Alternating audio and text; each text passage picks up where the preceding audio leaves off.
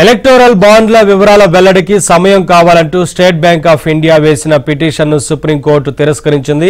ఇవాళ సాయంత్రం కల్లా ఆ వివరాలన్నింటినీ ఎన్నికల కమిషన్కు సమర్పించి తీరాల్సిందేనని ఎన్నికల కమిషన్ ఆ వివరాలను వచ్చే శుక్రవారం సాయంత్రం 5 గంటల కల్లా తన అధికారిక వెబ్సైట్లో ప్రచురించాలని సిజేఐ జస్టిస్ డివై చంద్రచూడ్ నేతృత్వంలోని 5 సభ్యుల రాజ్యాంగ ధర్మాసనం ఆదేశించింది.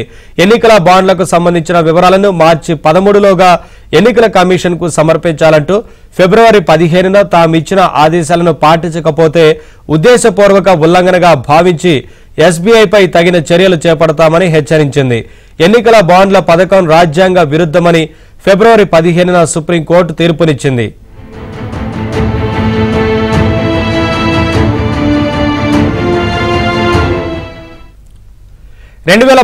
ఏప్రిల్ 12 నుంచి ఎన్నికల బాండ్లను కొన్నవారి వివరాలు, వాటి విలువ, వాటిని ఎవరు స్వీకరించారు అనే వివరాలను మార్చి 6లోగా ఈసీకి తెలపాలని ఎస్బీఐకి మార్చి 13లోగా ఆ వివరాలను తన వెబ్సైట్లో పెట్టాలని ఈసీకి ఆదేశాలు జారీ చేసింది.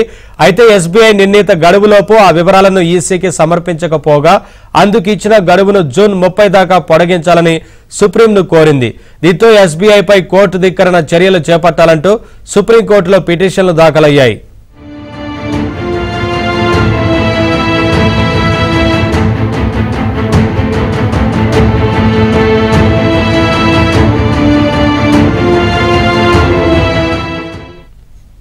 వీటిపై సుప్రీంకోర్టు నిన్న విచారణ జరిపింది. ఎస్బీఐ తరపున సీనియర్ న్యాయవాది హరీష్ సాల్వే వాదనలు వినిపించారు. దాతలు, గ్రహీతలకు సంబంధించిన వివరాలు ఎస్బీఐ శాఖల్లోని 2 చోట్ల ఉంచినందున వాటన్నింటినీ సేకరించి సరిచూసుకోవడానికి మరింత సమయం కావాలని కోర్టుకు విజ్ఞప్తి చేశారు. సరిచూసే ప్రక్రియ వద్ద కంటే 3 వారాల్లో వివరాలు సమర్పించగలమన్నారు. ఇందుకు ధర్మాసనం అలా సరిపోల్చాలని తాము ఆదేశించలేమని గుర్తు చేసింది. అయితే కేవలం ఆ వివరాలను ఈసీకి ఇవ్వాలని చెప్పినట్లు వివరించింది. అంతేకాదు ఫిబ్రవరి 15 నాటి తీర్పులో తామిచ్చిన ఆదేశాల అమలుకు ఎస్బీఐ తీసుకున్న చర్యలు ఏంటని కూడా ధర్మాసనం నిలదీసింది.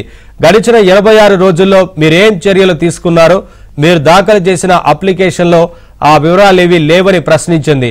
దీనికి సాల్వే కోర్టు ఆదేశాల మేరకు బాండ్ల జారీని నిలిపివేసినట్లు తెలిపారు. తమ ఆదేశాల అమలుకు తీసుకున్న చర్యలపై అఫిడవిట్ దాఖలు చేయాలని ఎస్బీఐ చైర్మన్ ఎండీని ఆదేశించారు.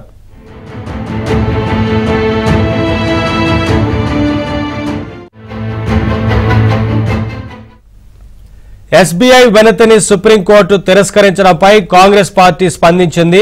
మోదీ సర్కారు కుటిల తంత్రాల నుంచి ప్రజాస్వామ్యాన్ని సుప్రీంకోర్టు మరోసారి కాపాడిందని కొనియాడింది. నరేంద్ర మోదీ విరాళాల వ్యాపారం బయటపడుతోందని కాంగ్రెస్ నేత రాహుల్ గాంధీ వ్యాఖ్యానించారు. పగ్గాలు చేపట్టిన 100 రోజుల్లోగా స్విస్ బ్యాంకుల్లో మూలుగుతున్న నల్లధనాన్ని వెనక్కి తెస్తామంటూ అధికారంలోకి వచ్చిన సర్కార్ సొంత బ్యాంకులో సమాచారాన్ని దాచడానికి ఆపసోపాలు పడిందని ఎద్దేవా చేశారు. ఎన్నికల బాండ్లు భారతదేశ చరిత్రలోనే అతిపెద్ద కుంభకోణంగా నిలవబోతున్నాయని, అవినీతి పారిశ్రామికవేత్తలతో సర్కారు మిలాఖతును బయటపెట్టడం ద్వారా నరేంద్ర మోదీ అసలు స్వరూపాన్ని ప్రజలకు చూపబోతున్నాయని రాహుల్ ట్వీట్ చేశారు.